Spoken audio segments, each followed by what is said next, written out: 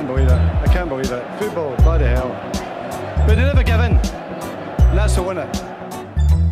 Welcome to the American Red Devils podcast. I'm John. I'm Alex. And we're bringing you the best Manchester United news from this side of the pond. Woo, sir. How we doing? Manchester United is back. Back in business. Game week 1. 3 points. Clean sheet. And that's about the most illuminating thing to talk about from a positive perspective of Manchester United. They won. We did win a 1-0 victory against Wolverhampton Wanderers at home. But Wolves, they had our number. United came out sloppy, giving the ball away, turning it over easily. When we did get the ball, we had no kind of link up at all between midfield and attack. Players looked like, beyond Mount and Onana had never played together. You would have thought this was like a brand new 11 thrown together because there was not a lot of continuity, not a tremendous amount of positives. The positives are Onana looked top class. AWB, I think, has that right back spot on lock. And, we got to play better next week. We're going down to London. Big game against Tottenham Hotspur. They got to draw in their first match against Brentford, but they're going to be feisty. They got a new manager. They're looking for redemption after a shit year last year, but they got no Harry Kane. They haven't replaced him.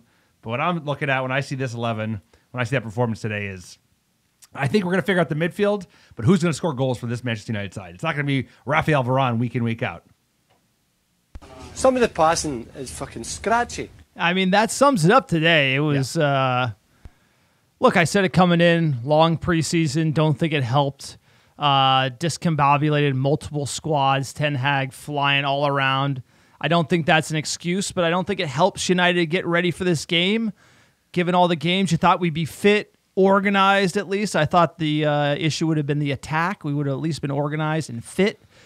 That being said, we weren't gaping holes in the middle of the park. Ten Hag trying to outsmart the Premier League, play 2-10s. I don't think that looked too good today as far as how they played, given the coverage in midfield. Casemiro looked like he wasn't fit. He will get fit. Look, it's 3 points. When you don't play well and you win 3 points, reminds me of the good old days. You're going to need games like that to get it over the line at the end. And if you want a challenge for a title, sir, you're going to need to play ugly and win ugly, baby. Let's go. Don't be saying challenge unless it's coming to Carabao Cups. Hey, play ugly, win ugly. Let's win, go. Baby, win. I'm not ashamed, baby. Win, baby, win. I don't care. Onana, power slap league at the end. VAR, take that, baby. Honestly, fuck off. We got 3 points. And look, it's a rough start. It didn't look good. You wait all summer, you get all the hype, all the kit videos coming out, all this bullshit, and they lay an egg at home against a horrid Wolves side. I mean, this Wolves side will go down they will have a poor season, should have scored, we should have dropped points, and we didn't. I really think that has to be the takeaway. Ten Hag, you get a free pass. Get out of jail free card here. We saw it early last year. We lost to Brighton. We lost to Brentford big. He turned it around. We have to look to our big man, Erik ten Hag, and hope he can turn it around, because if he can't, it's going to be a long season. This is a marathon. It's not a sprint. Everyone can moan. Everyone can slag off individual players, but it's a tough start. I said Wolves would take us to deep water. They did. They were up for the challenge at home. No surprises. I said 1-0. It's almost like I've been watching this team for over 20 years. Dying for a striker. Need one yesterday. I hope that watching that game, Erik ten Hag gets on the phone to his boy, Richard Arnold, gets a striker on loan. Somebody, bodies in. We need it. Also midfield as well. So same thing happened last season. Tough start. Signings came in, and it's a long game. This is the long game for Manchester United, and we shall be judged over the long game, not just one game. 100%. We had 2 new players who are working into the system. He's trying a totally different midfield. It did not come off today.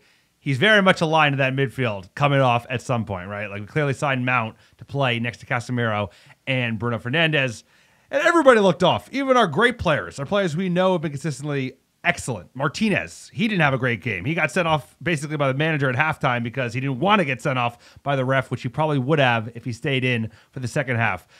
Bruno didn't shine until the second half when we scored that goal and he unlocked it like he often does, but he played poorly. Like you said, Casemiro looked pooped looked like he was still getting up to fitness. And at the same time, Rashford, I know obviously he prefers to play on the left, but he has looked better up front at times last year than he did today. He did not look his finest, did not look confident. Both wingers didn't play well, neither Garnacho nor Antony. You can talk about two different players in two different parts of their career, given all the money that Antony came for. But positives, I'm going to try and be positive because, like you said, a season's not won or lost in a season, in a game. There are 37 more games in the EPL alone, and we played like shit today. We played like shit. We got away with one. We were lucky that we played a Wolves side that is as toothless up front as they looked, because everything else, they looked pretty good. They defended well. They ran through our midfield at times, but they looked so bad up front that they couldn't score unless we kicked it into the net for them. So this has got to be a wake-up call for the team. This has got to be a wake-up call for the manager, just like it was last year. After, like you said, we lost obviously at home to Brighton, and then we got beat up in the heat down in London against Brentford with sweaty cheeks Eriksen. We have to wake up from this. I hope the front office is watching. I don't think they are. I think that's why you're hearing the Greenwood grumblings, right? Because that's the striker that we're going to get, even if it's the one we don't want.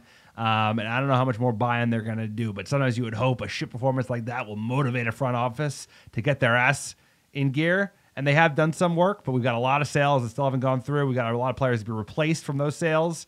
And at the end of the day, we need we need at least one number nine behind Rasmus Højlund. And I have heard nothing there. Kane went to fucking Bayern. He looks miserable already.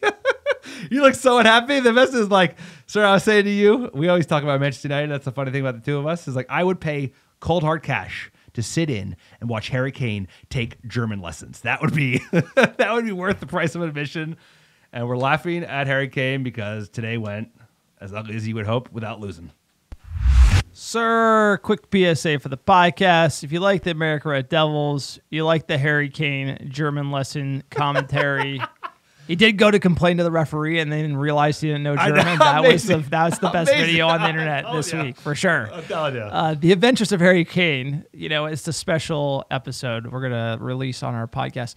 That being said, if you want to support us, check out our Patreon page, patreon.com/America Red Devils. We're ad-free. We're fully fan-supported and fan-backed. If you want to join the top-tier Muppets, check it out. Tons of benefits. We do an extra special behind-the-scenes episode every single month as well. So if you want more America Red Devils content, check out our Patreon page. Also, check out our store, americadevils.store. We have scarves, pins, shirts, stickers, you name it. And also check out our blog, americadevils.com. Tons of great fan-generated content, trying to get that for-fan, by-fan perspective out there. Also, like, subscribe, rate wherever you listen. But Alex will tell you about iTunes reviews, a great way to support the podcast. Helps us get found organically on the internet machine.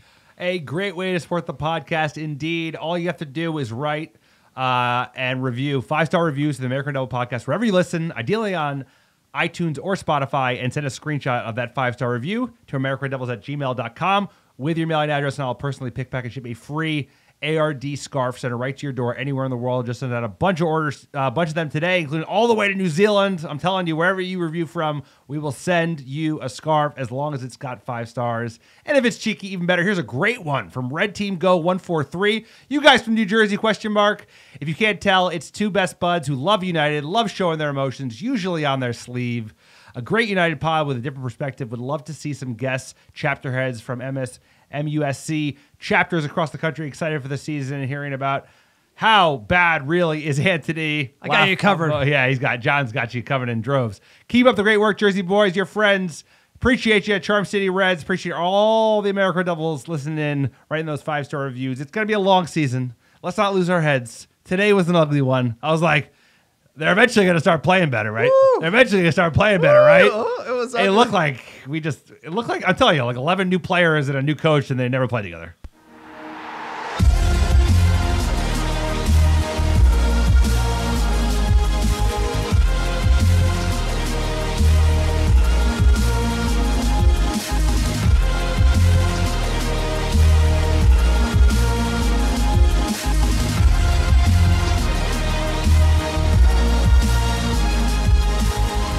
All right, we're talking Manchester United 1, Wolves 0. Old Trafford, game week 1 for the EPL. Let's get into that starting 11. We had I can't even say his name without the song, sir. Onana in net. Nana. Is that what you're saying? Yeah, auto parts. Onana in net. I mean, he looks like the real deal. Huge takeaway. You sign him, you know he's the man. Just absolutely love it. Spraying passes as well.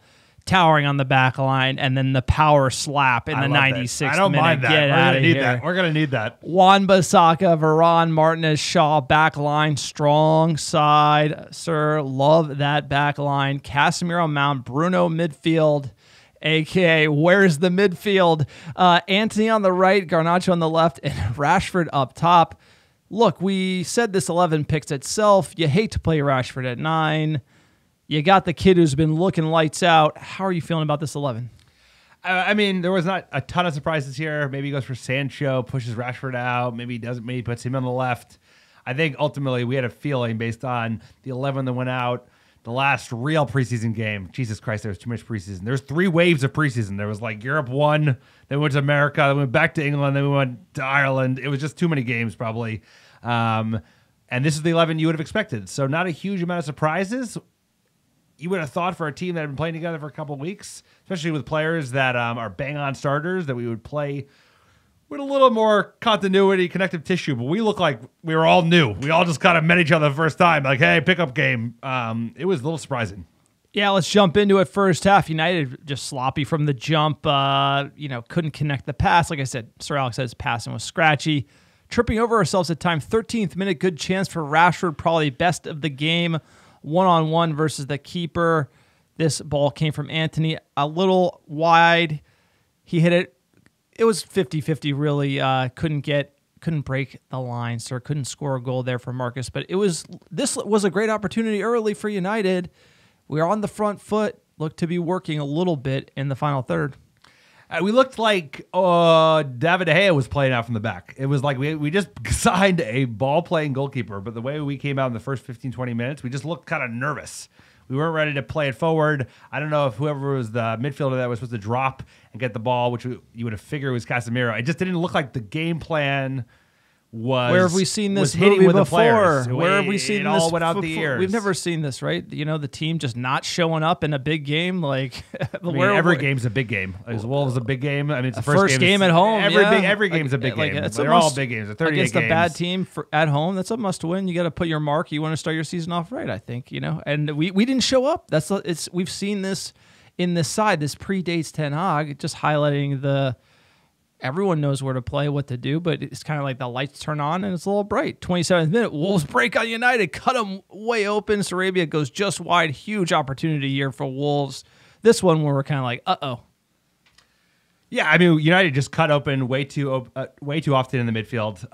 Mount, Fernandez, they were like missing tackles. They turned us often. And then when we did have the ball, when we were able to go forward, we would give the ball away. We were scrappy with the passing, like you said, sloppy, lazy giveaways. So I think the tracking back wasn't as bad. It was just that we kept giving the ball away, and then when they got the ball, they would tear through us like it was Prime City when it's not, one of the teams that could be going down at the end of the season. We'll see about that. They're going to be thinking about this first game of the year and how they bossed Manchester United and should have gotten more points. So maybe that'll light the flame in them for the remainder of the year. And I think that's a great point because at the end of the day, what happened was everyone kind of got caught high. These giant voids of space opened up in the middle of the park that Wolves ran right into. And our game plan was trying to invite Wolves onto us, play out of the back, create the space in behind Wolves midfield, and it kind of reversed because Wolves said, hey, no, we're going to play the mid block. We're not going to come press you high. We're not going to give you those spaces. It became a battle in the middle of the park. And when United got high, and we lost the ball and turned it over, there was plenty for Wolves to do. 34th minute, even better chance for Wolves as they go inches wide. United looking totally out of sorts. 48th minute, Mount put in a good ball at the far post for Varane, but he hits it. Ruining this chance here right before the end of half. But Wolves clearly breaking freely, running at United's back line with pace. Thank God they can't finish. I mean, that really is the takeaway. You got to be able to get away with one this first half. All right, how are we going to make adjustments? What are we going to do? Yeah, and it wasn't too much better in the second half. We'll get into it. Obviously, we scored. I think you made up a really good point. I think you made up a good point that makes me feel a little bit better, which is that like we are now playing a much more dangerous game. We're playing a game where everybody gets pushed up, including the goalkeeper, including the midfield and our defense. And if you make little stupid errors, then all of a sudden there are 30, 40, 50 yards of space. And I think it made you look like the midfield was even worse than it was because we're not quite so used to playing this new dangerous game with our new goalkeeper, but like we better get used to it because you can't make those little mistakes, give the ball away, and then they just kept getting fast breaks. Like you said, thankfully they can't finish for the life. I mean, Jesus, they did score the least amount of goals in all the Premier League last year. I think it was like 31, which is insane how low that is. And you know what? It showed today because they had loads of space in the midfield, but when they got into the box, you know, they went close a couple times, but their end product was not great. 45th minute, Lindelof comes in for Martinez. Varane commented it could have been a knock on Martinez. He got a yellow. He did get a yellow, but I mean, the comment by Varane is what kind of piqued my ears a little bit. Injury for Martinez. Don't want to see that. He's the dog. Love the challenge as well that he made. That's not a yellow, in my opinion. 50th minute, Wolves hit the post. More of the same from United. I felt like we got worse here after we made the adjustment. You know, more spaces for Wolves coming in, attacking us in the second half.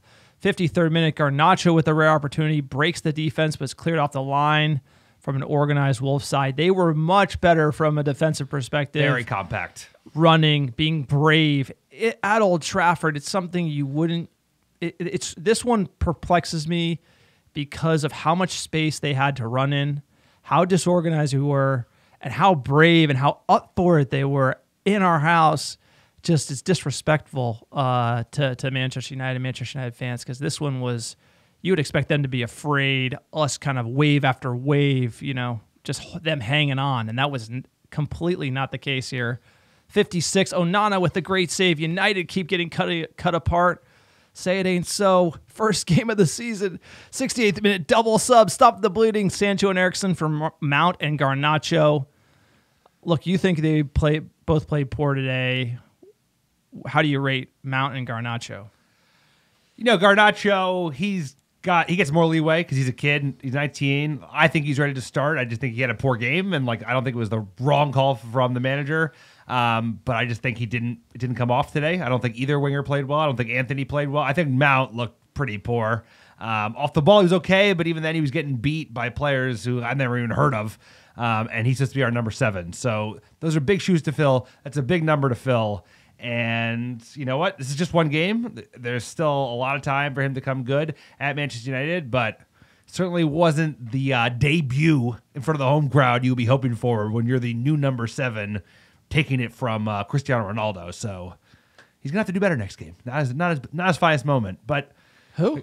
It wasn't great. Garnacho wasn't, but think like I said, Garnacho wasn't good. Mount wasn't good. Cass was like really off the pace at certain points. He shined at certain points. Hey, he's not fit. He came in not fit. Bruno went from playing a stinker. The thing about Bruno is like he could play like shit for 60 minutes, and then he has like an outrageous pass that unlocks the other side of the team. But either way, it was just bad because you have that many players playing poorly. You're going to get caught out, and we're lucky that the Wolves can't finish. 73rd minute, another great chance for Wolves. They should be clearly ahead by now, but look, Manchester United find a way. We always find a way, sir. Can Manchester United score? They always score. This fantastic resistance and counter. Fernandes and Wan-Bissaka.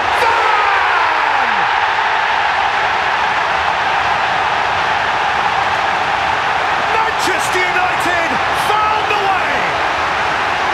The amount of effort and work that's gone into keeping United at bay and creating at the other end, and Wan-Bissaka just lifts it straight into the middle of the goal, and Brand's still up there. That ball's a clever one.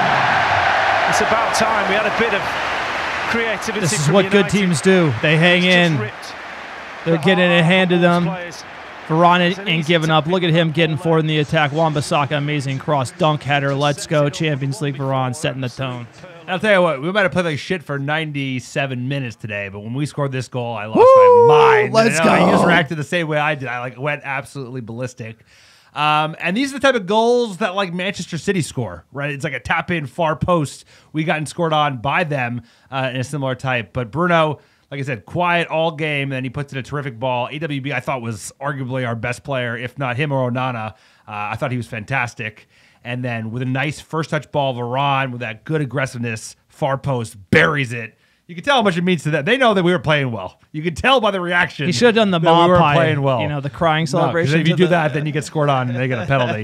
But either way, that feels good. We're going to need other players other than Rafael Varane to score goals this year, but that gave me a little hope that, like, there's some talent in this team. We just got a lot of shit to figure out. 77th minute sub Palestri for Anthony. I liked getting Palestri in the game. He looked good.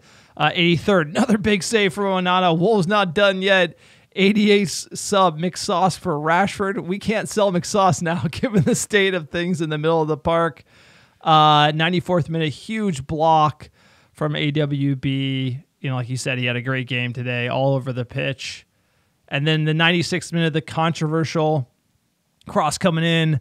Onana just clapped City's one of the Wolves striker. VAR shout. Everyone freaking out. The manager on their touchline gets the yellow. Love to see it. VAR didn't tell the ref to look at it. Unfortunately, here they showed VAR kind of looking at it. They didn't recommend to the ref. If the ref was told to look at this one, total pen. I looked at it, and I think in 2023, if we're being honest, how soft things are, it's probably a penalty. Should it be a penalty from a Muppet perspective? Absolutely not. It shouldn't be because he was nowhere near the ball and it wasn't going to be a scoring chance. It's 96th minute. It was just Onana going for it. At a certain point, he kind of braces himself, clatters the guy. It's like, I don't know. You're going for a header with the keeper. I don't know. I mean, you're not here for an unbiased take. But then again, you listen into NBC Sports, they're not unbiased because, like, Graham Lasso and Lee Dixon were so fucking mad because they hate Manchester United so much, and they were all rooting for Wolves. And Wolves played better than we did. He wasn't going to score, though. Here's the it's thing. not like he got to him before he was There going to was a score. handball Right, call in the first half. We played like shit. There's a handball call. We didn't get it. You know, and we've been called that last season. And at the same time, how many times have our players got absolutely clattered in the box? And also, the play was gone. He headed the ball, missed it, and then our goalie annihilated him. No, it's the order of operations. If right? it was while he's going for the ball, yes. If he could have scored, then it's a pen. Then it's a pen. Yeah, But he like that's how I view it. He's like this giant center forward, misses the header, and then our goalkeeper lays him out. Yeah, that was. But the rules don't specify like the vibes around if it's really a scoring. Not a penalty. But Lee Dixon. So say if it was like a 50-50, he was good ahead it, and Onana clatters him and doesn't get the ball, that's a clear pen. Yeah. But because the ball had already been headed out and then he clatters him, that to me, I agree with the refs in the booth that it's not a pen. That's just not in the rules, but we all know that matters, right? That's the difference between this being a penalty and not, in my opinion, is whether it's actually a scoring chance that Onana fouled him on or not, even though it's not in the rules. Doesn't the scoring chance matter? No. If it's a foul in the box, it's a penalty. If it's a foul in the box, it's a penalty, but they call it like... So there's a higher bar, 96th minute, home, really affect the game, like call. It usually has to meet a higher... We all know that. It's like the human mental side of like referees making the calls. It takes more to call that type of call than it would in the 33rd minute. And if it's at the Molyneux, they probably get it. Yes. It's Old Trafford. It's just exactly. It's a human element to the game. Yeah. That's why, umps are biased calling the strike zones in American baseball, sir, if anyone watches. You tell me. Let's get into the stat sheet. Doesn't look good for United. Wolves 23 shots to our 15. Gave up more shots since, 2000-something, 2005, I think. Atrocious. Shots on target, Wolves 6-3. 51% of the ball to United, to Wolves 49%. Look, they just dunked on us. Wolves 2.49 XG to Manchester United's 1.53. It's embarrassing. It's not good enough. It was a rough one at home. You got to give the manager a pass, give the lads a pass. He's got to be able to turn this ship around because, man, for the money we spent, for those players in that team, and for how much time we've had, we should be looking better. We should be fit. We should be organized, and we should be taking it to a team like Wolves, not the other way around. Big game against Tottenham. Big game against Tottenham. You're only as good as your last game. We squeaked one out today. We were lucky. Sometimes the luck goes with you. Sometimes it goes against you. And we were fortunate today. And now we know where the weaknesses are. Erik ten Hag, I'm sure he says one thing in the press. We'll hear what he says in a second. But he knows the team didn't play well. He knows that they could have easily gone the other way. And most importantly, we got 3 points. We didn't get punished. But other teams are going to take those opportunities and they're going to score. We're going to have to come back And I just don't see a lot of goals in this side. And, Hoyland's big player, excited about him, but dude, the kid's 20. He's coming from a new league. He's got an injury. You want to nurse that. You don't want to rush him with a broken back. That's what he's got. He's got a broken back. And we got to take our time with him. So I think we need more striker. We need another freaking striker in ASAP. But the owners are out to lunch, bro. They don't care. They ain't selling. And the people that they have running this club are a bunch of jokers. All right, let's hear what the main man had to say. Eric Ten Hag here. It was a tough game. And I've never. The start is always difficult in the season, I think, for every team. And yeah, today I think we can be much better on the ball. We have proven in the last season and also in pre-season. But there you see, pre-season is not season. When the league starts, opponents are more aggressive, and that we have seen from Wolves. They were very aggressive. I think we were our skills, we could be better in decision making, and then when we were in the battle we were not aggressive enough. So from that point of view we can do a lot of things better, but also I see many positive things from this, that we had I think 5, 6, 7 good and high ball regains, and then we have to take more from the turnovers, and in the end in a low block we fought for our lives and we survived it. So 3 points, well done. Sorry, you did lose your first 2 games last season, so how important is the victory, no matter how it was achieved? But you have seen, even when you lose them, you can still finish good in the league. So you have to find a foundation in the season, and therefore you have to collect points.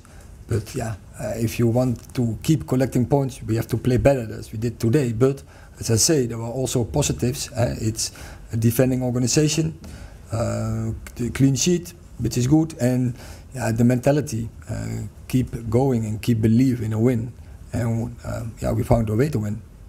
3 points, got to collect them all, sir. All 3 points today we collected. How many are we going to be able to collect the rest of the season? Hey, it's not going to be easy season for Manchester United, and we're not going to take too much from this game. Let's not overreact. Let's not underreact. Let's just react as fans who have been here before. This is not our first rodeo. This is our second year under this manager. He spent cash, but there's a lot of holes still to fill. There's a lot of bodies still to move, and there's a lot of positions within the team that we need to reinforce and upgrade. And at the end of the day, he's right. Starting the season is totally different than preseason. Preseason was a fucking slog. And here we are, back in the EPL, back in action, and today sucked. We played like shit. We got away with one. A better team would have beat us probably handedly. You could have lost by multiple goals today, without a doubt. But you could tell by the manager's face, this guy he's a hard bastard. He has high standards for this team, as he should, as any Manchester United manager should, if they're going to take this team back to the promised lands, because every manager that has ever... The best managers in the world right now, whether they're in England or whether they're retired, like our former manager, they're all hard bastards, and they're all very, very demanding, and they have huge expectations. And even when you get away with one, which you could tell in his eye that they got away with one today, he's taking his notes. He knows we got to do differently. And now it's about putting into practice against Spurs, a much better side. They lost their best player, but they're still going to be a dangerous side away, where we were really dreadful last season. Top 10 team. Away, we were not good. I like to see us improve on the start of the season since last year. I think that was something where last year it totally made sense coming in, a lot of moving parts. This season, full preseason, he's getting his guys in. I'd like to see us start better. That's why it's disappointing, honestly, but you have to look at how the preseason manifested, how much there was. And I'm sure that's the Glazers. I think ultimately the cloud hanging over this club, and why we don't have a striker, that's why Rapture can't play in his best position. Or a DOF. Which is why we don't have other midfield options. Not having a director of football to push back on the manager as far as, some of the signings that have been made. Anthony stands out to me, ultimately paying that price. Maybe a DOF is like, hey, let's stop the presses there. Mainly because you get into that, like, you pay $80 million for Magoo situation. That's not sorted. That kind of killed Ole. It's hard to get away from those. And we didn't have a director of football then. We barely have one now. Yep. The guy famous for missing the phone call for signing Holland for $3 million. Bottled he's in signing charge. Bellingham as well. That's our director of football. So, look, it's a long season. You give the lads a pass. You give the manager a pass. But the one thing from Erik ten Hag that I think stood out to me was he was able to turn it around, and he turned it around against the Scouse Bastards at home early in the season last year, and that is a tall order. That's back against the wall stuff.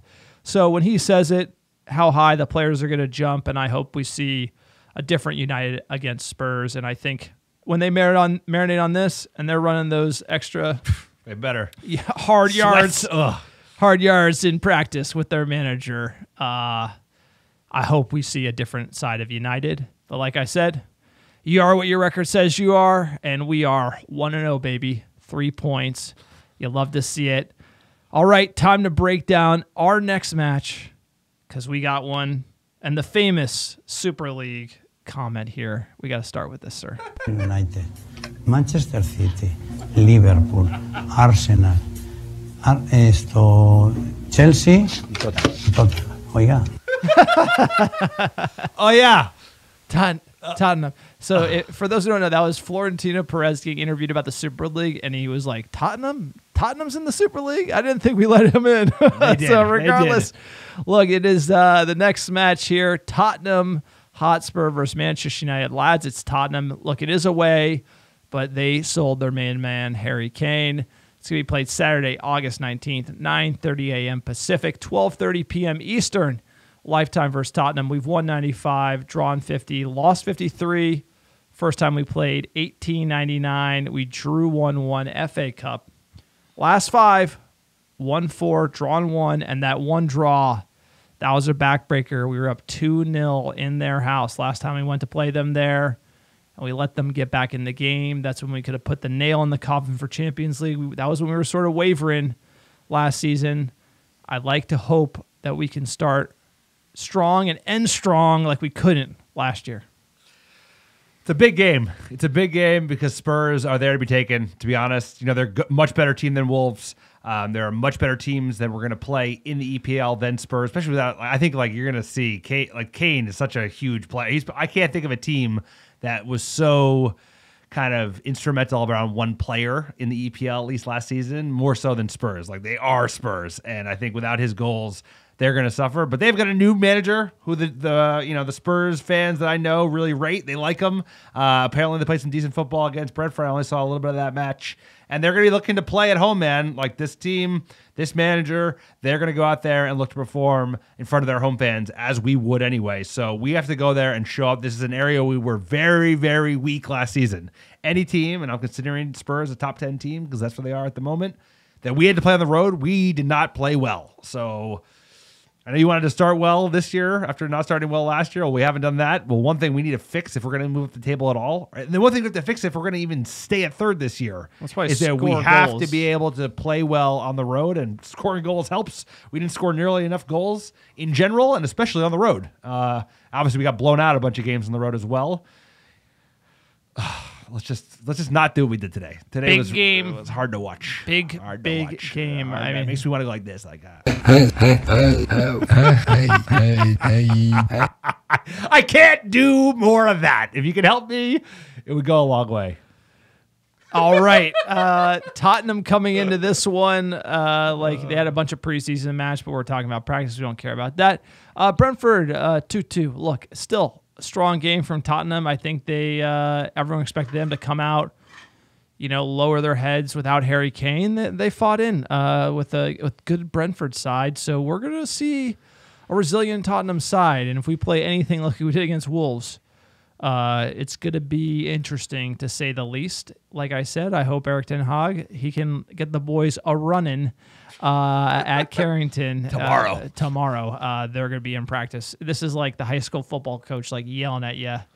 You might have gotten away with one, but you're not getting the day off. No, I meant you're to say, back in they the don't office. get the day off, right? They don't deserve a day off. No, that's the first time I've seen Erik ten Hag play it really cool to the press, and behind the scenes, it is just he's going full hair dryer. He's boiling, bro. He's boiling. He's going full hair dryer. It's I remember when we saw him on the touchline against Brentford, he looked like offended. Wolves. No, I'm saying last season. Oh yeah. Sorry. He looked like confused. Like they're just not doing what I told them. They're not running. They're not defending. Like he looked like, I think he looked furious. He looked like he's gonna explode last year. But I think now he learned that basically you can't show it. So I think he's doing it better. Like he's boiling for sure about this Today game. He was, yeah. And he's going to hold it in a little more. But when we saw it last season, it was visible.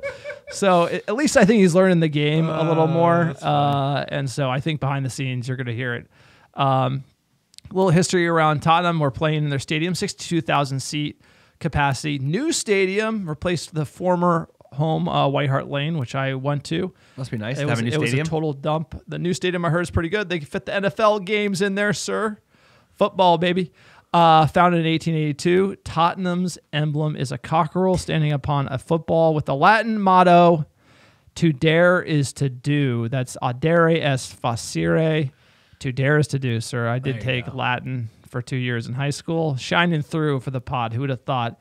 The club has traditionally worn white shirts and navy blue shorts as their home kit since the 1898-99 season. Their training ground is on Hotspur Way in Bulls Cross, Enfield, and they have a long-standing rivalry with Arsenal, sir, with whom they contest the North London Derby. And Tottenham is owned by the ENIC Group, which purchased the club in 2001, and obviously Levy is running it. You look at who ran out for Tottenham, 4-2-3-1. Madison, Richarlison playing 9. Son on the left. Basuma. They have some players, you know. They do have some players there. Richarlison, obviously, he's a laugh.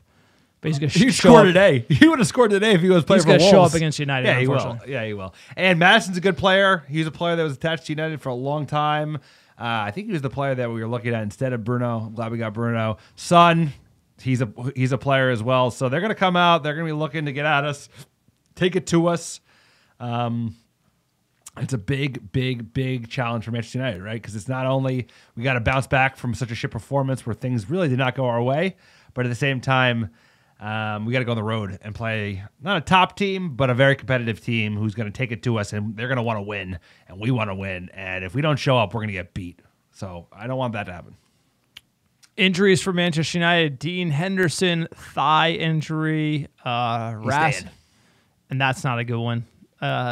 He should be gone. Again, the front office failing there. The guy, you have to get rid of him. He talked bad about United, leaked to the press, just like not a good guy. You got to get him out of the team. Like that's a theme. You got to cut and run. Hoyland. We don't do enough of that. Speaking of things you don't do, Hoyland, the guy's got a broken back. You get a discount. You sign another. That's what you do. I do agree with that. The one thing about Ten Hag in the presser, and he's all over the board with this, not an issue, doesn't know when he's coming back. I mean, he's just, obfuscating the whole thing. It's like not a big issue, then we should know when he's coming back, right? It's like if it's not an issue, he said the Arsenal game. He said he's shooting for the Arsenal game. No, I understand, but he's kind of been like, the whole point is he played Arsenal, heard it more. And the prognosis, nobody knows. And they're being cagey about it. Obviously, the club is not going to share how bad his injury, because like all sports teams do, but it was just interesting how I feel like they're kind of downplaying this one when it seems to be should rest him more, get him 100% healthy. We don't need another Tony Martial around the team.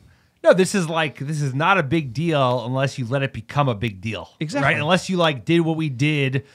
I don't want to blame Ole, but Ole overplaying Rashford when he already had a fractured vertebrae, and then he ended up with 2 fractured vertebrae. You don't fucking do that. And one of the reasons that you're going to be forced into playing a player before you're ready to do so is if you do not have adequate depth, which we do not have in the number 9 position.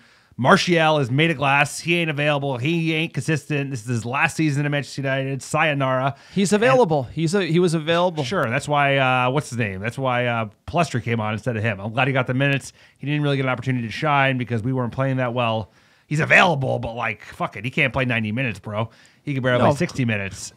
We need, Arnautovic. We just need some, old, over the hill, okay, better than Wout Weghorst striker that can take some pressure off of the manager from wanting to start Rasmus sooner than he's ready to start. And that's the thing is I'm worried about that. Like you said, it's he needs time.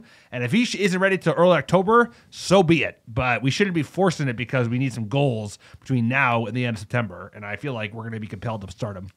I feel like yes, of course we're gonna be compelled to start him. It's not like we're gonna be like hitting all these goals and be like, hey, relax, Hoyland, we don't need you. Based on scoring the least amount of goals in the top 6 last season. Tony Martial, he's back. He's ready to go, but probably fitness is the issue. Malacia, no return date. Ahmad, no return date. Mainu, no return date. Could have used all these players. It's such a tragedy. Heaton, don't need him, but he has no return date. Given those injuries, long injury list, unfortunately, and some key players for United, you look at the injuries. Both our strikers are injured. Probably our backup right winger in Ahmad is injured, and another solid young midfield prospect. These are really tough ones for United, and if there's no return date now, I don't see him coming back before mid-September. Given those are the injuries, sir, what is your starting 11? Solve all of our problems here with your wizardry. We also sold Fred. We'll talk about that in a second. Who? The news. Fred's a player that could play against the top 6 side if you wanted to shut things down and play on the counter. That's not the case. We haven't replaced him yet. But here's my starting 11. So Onana, AWV, Varane, Martinez, Shaw. I'm going to have to go Case Mount and Bruno again. I think they're going to figure it out. They're going to have to figure it out. Maybe you play Mount deeper. I mean, 60 million pounds, you better figure it out. I'm going to do Rashford on the left. I'm going to do Sancho up front. And I'm going to do Anthony on the right, I guess. What do you got, sir? Sancho at 9, false 9. Yeah, because Rashford is our best attacking player, and he's best suited to play on the left. So let's play him in his best position.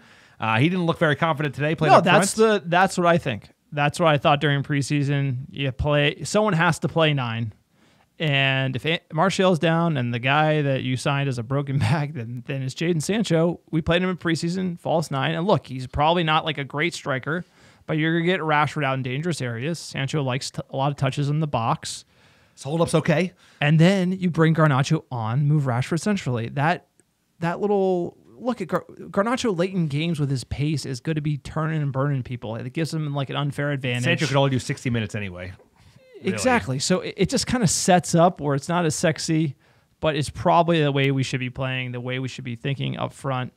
But again, it comes down to the organization in midfield. And when you look at, we said it on the pod, we signed Mason Mount. We're like, all right, we're going to pay that much for Mason Mount. Look, the manager wants him.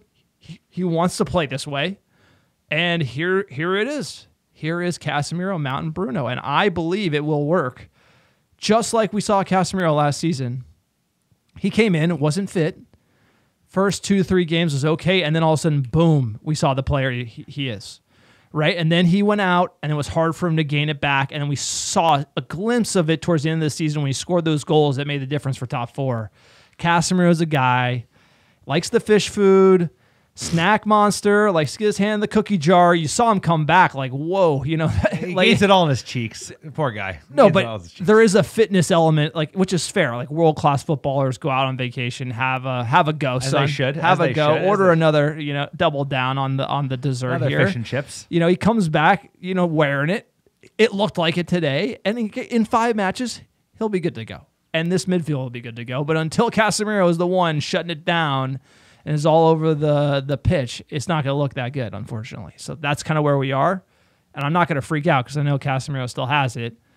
He's just there's a type of player who comes into preseason fit, and there's a type of player who comes into preseason to get fit. And Casemiro's the latter. And he's 31, and he's always had that. And, the other day he took his shirt off and he had a 6-pack. So maybe it's all in the cheeks. But either way, he didn't look fit today. He didn't look up to the Casemiro we've seen before. He showed it in glimpses. But you know what I'm saying. Last season was the same. It took him a few games. He didn't start playing until October because the manager also didn't rush him in because he was a new signing. He's going to do the same with Hoyland, regardless of his broken back. And at the same time, I think we're on the same page. Eventually, Casemiro, Mount, Bruno is going to figure it out. And it's getting so hot in this pod room. But they're going to figure it out because we invested a shit ton of money in that midfield, and he wants to play Mount and Bruno at the same time. And Casemiro is terrific. He's a world-class CDM. So we're going to figure it out. There you go. Figure it out. We're going to figure it out, sir. Here comes the money. Money, money, money, money. What we got for the dollar bills? What the bookies got? What the bookies got? Spurs are the underdogs plus 200. We got the draw at plus 260 and United. This is probably, I must have taken these odds before the Wolves game. They are the favorites, plus 120 on the road. I don't like that, sir. Given the odds, what is your score prediction? Sir, I had it right 1-0. I thought it'd be nervy. I didn't think it'd be that nervy. I got to say 3-1 Tottenham. We played poor away last season, started poor last season. Tottenham will be up for it. United, if we look like it's playing on Monday, Saturday, turnaround. Tottenham have more time as well. You got to add in that. And just the disorganization for us to get this right is going to take a few. And we might be a little behind the curve here. Hey, well, if that's what it takes for to get the front office off their ass and signing more players and selling more dead wood, I'll take an L because that would be worth it. I'm calling a draw. I can't call a loss against lads as Tottenham. 1-1, but either way, we're going to be disappointed. We should be winning this game. United's a better side, better squad. It's going to go one of two. There's of course. It's going to go one of two ways. We're going to show up. We're going to destroy them. We're going to show up like a completely different side, possessed. Destroy them. Rashford brace. Like Onana, Bruno spraying it, Tottenham like, play into our hands. We just put them to the sword, kill it, or it's gonna be like Brentford away. There's only that's the problem with this team. It's just inconsistent, and you don't know what you're gonna get, sir. Like a box of chocolates. Give me the news. Let's go. Yeah, move the scoreboard on me. Here we go.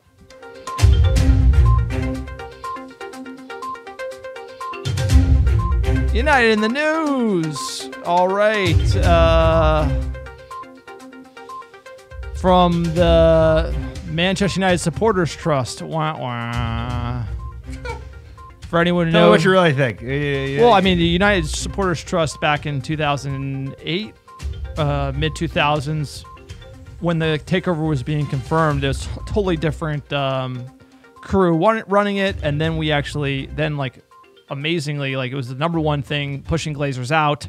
Then they were doing a fan share scheme they were promoting with the Glazers. That was literally no voting interest, no control, no nothing. And they were going to... It's more the message they were sale pushing is that. just dragging. No, but as far as... It's just sad to see these fan organizations capitulate for influence into the team. And, there's fractions inside of them. I'm more of the, 1958, sir. That's kind of where we are, really, as the pod. And 1958 criticized us as well. But they came that fan share scheme was bad. You can go into, you can look at it. They got bait and switched. No, they got bait and switched by the Glazers. Yeah, they did. You don't negotiate with them. That's my view.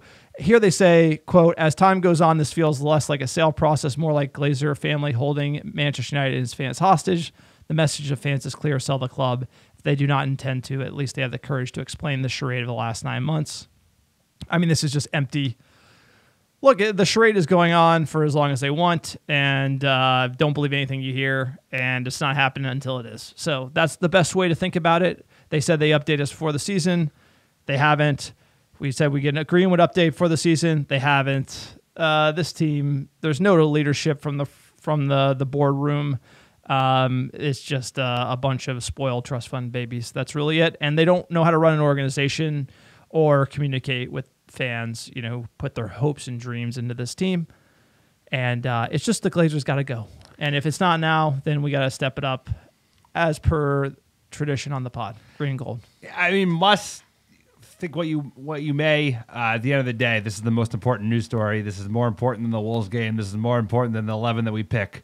We're going to continue to suffer as a sporting organization and as a club as long as the Glazer family continues to own us. The fact that there's been no update and they announced the sale process in November and it is now mid-August, at the end of one season, beginning of the new season, this ain't getting sold. This club is not being sold. Glazers are digging in. We don't know that. No, we don't. But of course, we're speculating. So I'm pulling the out longer the longer the delay of the announcement goes, the more I think there could be something, because if there wasn't, they would have said it, right? So the idea is there's some hem and hawing going on. They lie for a living. So either they're good at either negotiating the terms on the strategic capital from another investor coming into the team, which is going to help in regards to certain things, and the Glazers are going to stay at the wheel, or they're negotiating with the Qataris. Haven't heard much from them either. So. This is it ain't happening until it is. So, look, it's a long process, longer than anyone thought. I said it would take long, it'd be twists and turns, and they might not sell at the end of the day. Here we are, and, They got to go because if they're here, we're not winning nothing. Like No, you said, nothing. Look, We'll never win. we spent 400 million pounds. Eric Ten Hag's got 400 million pounds. No director of football. How can you build a team? You can't. At the end of the day, that's how we did it with Ole. We gave Ole 400 to 500 million. How'd that work out? It didn't work out well. Didn't. Speaking and of the which, thing is, Fred. like when you don't have a director of football, that's how it goes. And even if you give Eric Ten Hag, a great manager, that much money, it's like managers are not there to buy and sell players and make a roster. They're there to coach the team. And it's 2023, and Eric Ten Hag can prove he can run the team, but can I trust him to buy all the players? No, and he shouldn't. But he is being forced to. And it's like this running a team like the way Sir Alex did is not how to do it now. And we got to get over that. No, and we're not going to be able to do it again. And look at the top clubs around Europe. Look at the best club in the world at the moment in terms of football and the best manager in the world. So that's the Brighton competing. DOF going to Newcastle is like, that's... Exactly, that bro. was- It's that like was it's it. not complicated. This is just very simple. It's just like Look you at go to Liverpool. other top clubs around Europe and you poach their talent, just like we poached the manager of Ajax. Well, you got to put really smart people around him. On the pitch, he has. In the front office, he has not. And here's the thing: like you said, you could put fucking Pep in this team, and he should not be deciding who we buy and for how much we pay and all this stuff. It's like he has a DOF.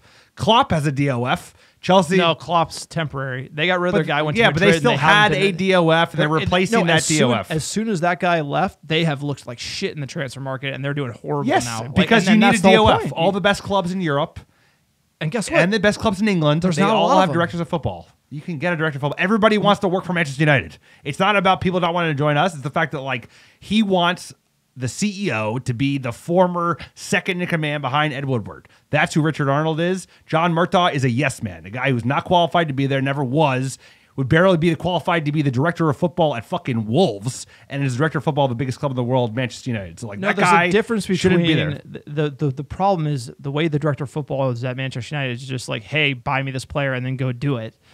That's not what it is. It's like the director of football builds the roster, not a has a counterbalance, vision. They yes. have a vision for how we're going to play, and that vision aligns with them. It's like having a GM in the NFL. It's like they have a vision for the team. Like they're almost more important than the manager as far as like the DNA of United, how we should play, how the roster should, how old the roster should be, etc. And Murtaugh doesn't have any of those views, and United doesn't have any of those views. no And we're experience. a rudderless ship because a manager's tenure is so much shorter than a DOF's tenure, and managing the 2 to 3 years, we're just in that same cycle, and it's got to end, and it's not going to end until the Glazers are gone. Correct. Look, Fred gets sold for like pennies on the dollar to the somewhere Fenerbahce. Was it 10 million euros? I think Fabinho got bought for 40 million pounds. Like, I have no idea how we're selling Fred for this price tag. 15 million euros. It's not great. It's 8.6 million pounds. Didn't Fabinho? I would say his comp's Fabinho at Liverpool. He went for like 40 million pounds to obviously Saudi, but What's this the is money a bad laundering? deal. I mean, Of course selling it it, is. Of course you it gotta is. be able to get 20. If you can't get 15 million pounds for Fred, that's a bad deal, in my opinion. Like 15 has to be the floor. 20, it's a good deal. Like this is just highlighting our woes here on the selling side. Thanks for the memories, Fred. Never worked out. I think, sir, I know you're a cold-hearted bastard. Thanks but for the memories. Like, Okay, bro. Like, come on. He played for us for 5 years. He didn't do great, but you know what? There are moments where I think a lot of fans. Rio Ferdinand got nothing. I don't out the give a door. shit about how fucking Woodward treated Rio Ferdinand and Vidic and who else and RVP and Evra. All of them got treated like shit. Yes, I'm not saying that All that these is great not a good players thing. from United got That's not the nothing. point. The point is like he was our player for 5 years. He never said a bad word. He did give it his all. He wasn't cut out to be the guy. We only signed him because City wanted him. And I wish it worked out differently. We should have gotten at least 20 million because we leave money on the table. Sir, I'm a little bit more of a sentimental bastard than you are. Okay, look, I'm gonna. He had good moments, calling and balls in the strikes. same game, I'll call balls and strikes. Yes, I know you are. In your mind, you are. But like, Yes, yes, I am. in I'm certain calling games, it he straight. played lights out, and the same games, he would play like dog shit. That was Fred in a nutshell.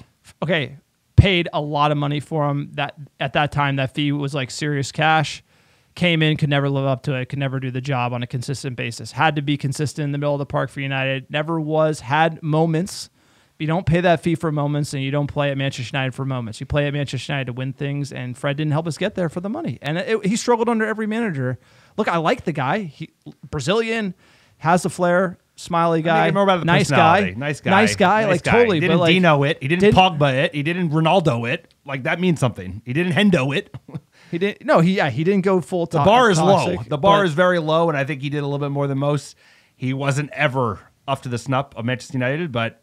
But here you go. Here you go. But Fabinho, 47 million euros to some fucking random team in Saudi Arabia you've never heard of, and we sold him for 15. But that's what you have. Look, two idiots who don't deserve to be there are in charge of your front office. You're gonna get deals like that or the next deal, which actually. Well, here's the deal about this deal is I believe Harry Maguire and Fred had the same problem with not living up to the price tag, but Fred gets to shine. Everyone hates Harry. So I'm just trying to call it like on the footballing side. You love Harry? What Fred wasn't the best, but fan favorite, deservedly so. And I wish he would have played better. I wish he would have earned the starting position and been the man in the midfield for United. He had all the tools, I think, but man, he was a liability.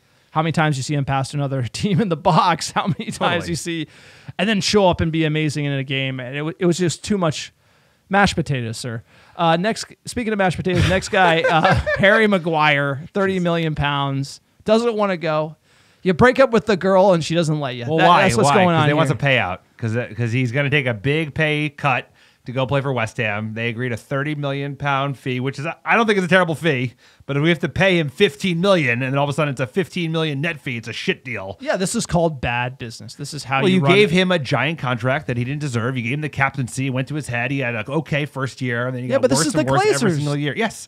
But they've hired incompetency other than Eric Ten Hag. Like everyone they have around them is not qualified. So this to be is there. just failure. If you look at, we going. literally have to pay Harry Maguire 15 million of the 30. We're gonna buy him for 80, sell him and get 15 net. It's like you're laughing. You're having a laugh. I mean, this is just getting to that point. And shame on Harry Maguire not to just like take the L and move on. I mean, what do you think about that? I say it's Harry Maguire's in the right. You got to pay out his contract, right? You got to pay the difference at least. I mean, there was word that Maybe he was going to take 80% a of settlement, right? Like he's due. Apparently, so he's on 190 a week. They're offering him 100 a week. The difference is like $5 million a year, and they were offering him like 6 to 8, and he wants all 15. And you know what? Some players would be like, "Fuck it, I need to Give get him out. 10. Give me half. Yeah, give me 10. Give me 8. I'll take it." And you know what? I get to move on and fight for my spot for the England captaincy. He is delusional, bro. And like part of this is we gave him the captaincy, never deserved it, but that was also on Ole. And I think it's all gone to his head. But at the end of the day, I think this is a little bit of posturing. Maybe us trying to find the replacement. We'll talk about that in a second. But I have to. I think at a certain point, it's like they're going to offer you some money to fuck off. I think if he wants to take all of it, that's a little. It's not going to be a great legacy if the deal falls through, and then he gets stuck at Manchester United, and we're stuck with him for another 3 years. The manager wants him gone. You got to do it. Even if you got to eat the 15, you got to get him out. Well, the we didn't door. do that with Ronaldo, I mean, but that should be the approach. Next deal is the replacement if Maguire goes. Pavard, saw him playing for Bayern. He was out of position, though. Didn't play center back. This was in the German Super Cup. Harry Kane didn't get his first trophy, which I thought was funny. Harry Kane Spursies it for Bayern. Look, this one, he's not going to sign a new deal for Bayern. Current one expires in June 2024, so he can negotiate with other clubs this winter. Bayern can get something for him. I think this is the good and cheap bucket. It's really a punt here. How are you feeling about this replacement coming in from Magoo? He can play right back. He can play right center back. I think he apparently wants to play center back less so than right back. So this would be a straight replacement for Maguire. He'd go from, Maguire being fourth in the pecking order to, I would think, Pavard would be third. He is a World Cup winner. He's played with Varane. He's coming from Bayern. He's 27. He's got a lot of years left.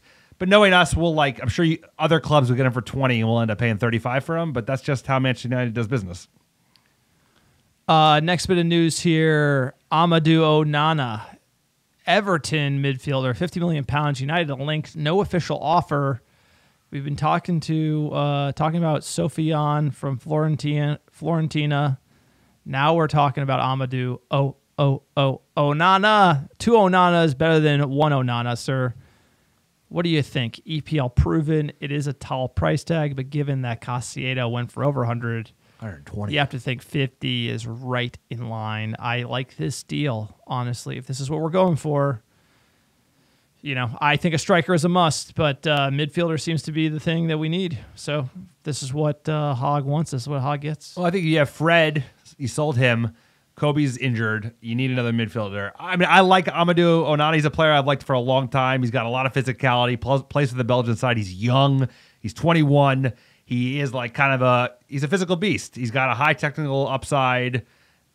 I rate the manager. I think we made a good point in the sense that like all the best football clubs in the world have a real structure with a DOF that's a counterbalance that is also experience, so they could stand up to a Pep or whoever or Eric Ten Hag, and we need the same thing. So if he wants Amadou Onana and our front office signs off on it, I guess our front office is Eric Ten Hag, then I'm in.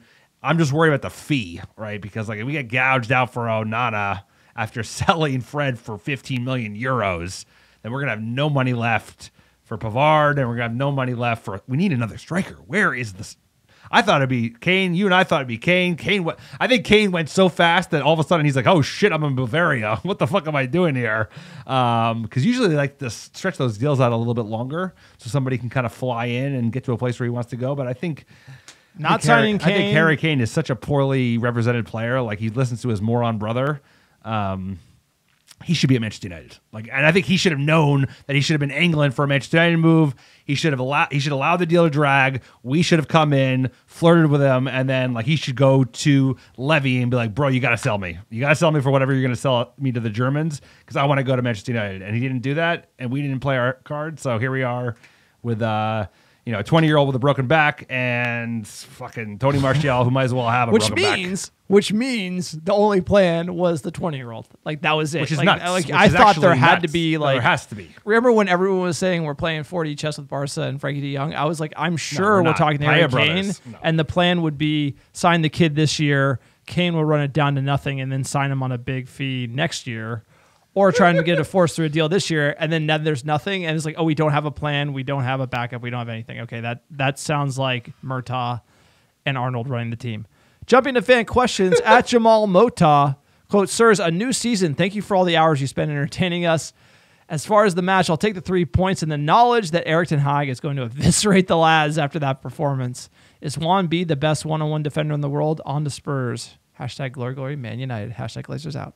I mean, that's a big statement. Best 1v1 defender, not even best 1v1 right back. But I think he's our starting right back, and I think he's showing more and more promise going forward. He got an assist today, and I think he's a confidence player. I think the more confidence that the manager puts in him, I think the better he'll play. He's still got years left in him. He's only 25, and apparently he's going to sign a new deal. So I like the Spider. I think he's a player, and I hope he continues to shine. Look, he's got dog in him. It's all about going forward. Defending, I agree. He's elite. Defending, world class. He could do it against City. He could do it against the best teams. It's always been the attacking, and he showed out today. Credit to Aaron Wan-Bissaka. I want to see more.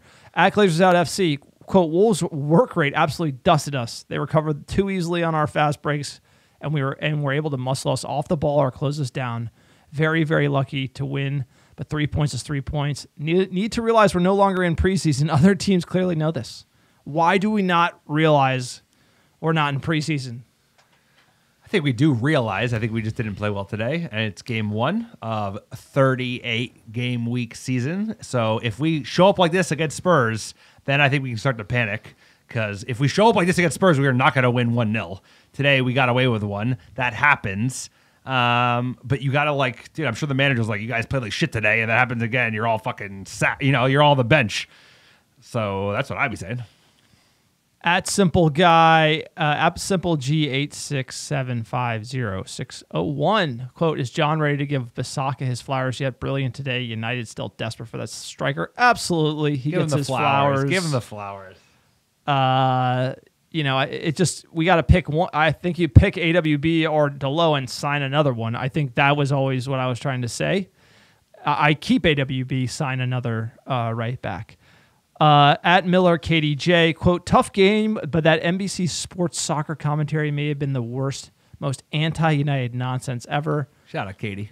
I like it. They always are for They're the terrible. record. They're fucking terrible. We were mentality monsters for 20 years. I mean, we destroyed all their hopes and dreams while they were playing. That's I mean, the best clearly part. they're That's the salty. best I mean, part. that's also the funny part is like all they have now is that they could be biased in commentary That's it. because United stole their lunch. Right. Lee Dixon never won a Champions League, and fucking Graham-Lasso never won nothing, bro. So it's like they got nothing. Drury, he loves Manchester United, so they bring both of those idiots on, and they just like try and beat them up the whole time. But when they didn't give them the penalty today, those two other idiots were like, it was actually embarrassing. It was like, bro, you're supposed to be impartial down the middle, and they hate United, and you know what? So does who's the chickie on NBC Sir, Sports? if you don't got haters, you ain't popping. Exactly, I love it. Let's exactly. go. Positives. Hated, adored, never ignored. Positives. Basaka and Onana were standouts for me, and Sancho had some impact coming on. At Ulrich Bosen, F for effort, A for result. I love that one. And at Emmarin_805, Garnacho and Anthony hurt us in attack. No forward passing and lost possession. Midfield is worrisome. Mount left Casemiro alone too much, which boosted Wolves' attack. He needs to support Casemiro rather than the front three. We need more depth. Sign Arambat. I'll take Hashtag lasers out. Would you take Arambat? Take that anyone. Is not how you. That is not how you fall. Well, you know what? When we sign him, we'll figure out how to say his name. I know how to say Onana's name from Everton, and I've seen a lot more of him than I've seen of Arambat. But hey. In Erik ten Hag, we trust. That's all we got. We got nobody else. There's nobody in the waiting in the wings looking to save us. It's just the manager. He's running the show for better or for worse. And until the Glazers fuck off and sell the club, which there's no guarantee they will, we're not going to ever have a real front office. They're like faking it with Darren Fletcher and the other two Paella brothers sweating their asses off in Catalunya. But that's where we are. So Erik ten Hag, bald his best. Let's figure it out in London because they're going to be looking to. Everybody wants to beat Manchester United. At JDW300, quote, we didn't switch the preseason switch off. Rather disjointed throughout the match, some reckless challenges that got punished and not. That was a pen. Say what you want, but we got lucky. 3 points with Spurs incoming. Better start than last season. Lads is Tottenham. Look, I'd rather be lucky than be sitting on 1 point, honestly. And that's what we got to say. Put this one to bed. It's over. Wolves at home, nervy start, whatever. On to the next one. It's a long season, and I trust in Erik ten Hag to get these lads on side. If you like the podcast, support the America Red Devils, patreon.com/America Red Devils, AmericaRedDevils.store for merch, etc., AmericaRedDevils.com. Also, like, subscribe. You know the drill. Helps us. Alex, give us our top 10 downloads last 7 days. Number one, how you doing? Los Angeles, California, Chicago, Illinois, New York, Dublin, Ireland, Atlanta, Georgia, Brooklyn, New York, Charlotte, North Carolina, Dallas, Texas, Melbourne, Australia, and last but not least, Manchester, England. Appreciate all the American Devils listening week in, week out. We couldn't do it without you. Long season ahead. Let's not lose it quite yet. Long season. A long season. Only up from here. Hey, you know what? 3 points, clean sheet.